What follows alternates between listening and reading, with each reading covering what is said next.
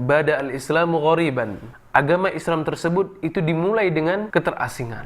Sehingga kaum kafir Quraisy ketika itu menganggap bahwa syariat yang dibawakan oleh Nabi Muhammad SAW merupakan satu syariat yang baru, satu syariat yang bisa menghalang-halangi ataupun yang bisa merusak syariatnya orang kafir Quraisy ketika itu.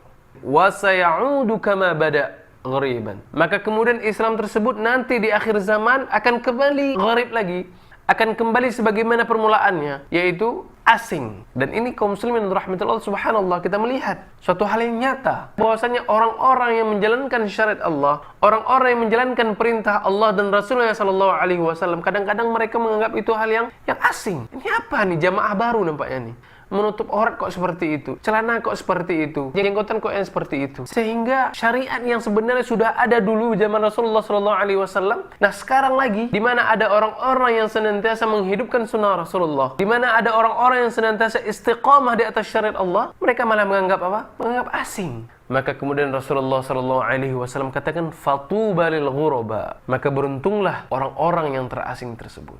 Orang-orang yang mereka anggap asing lantaran apa? Lantaran istiqamah di atas syariat Allah. Orang-orang yang dianggap asing lantaran dia berpenampilan seperti penampilannya tuntunan Rasulullah SAW.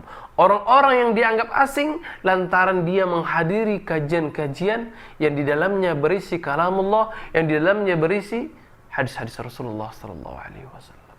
Fatuba lil ghuraba. Maka sungguh beruntung orang-orang yang asing tersebut.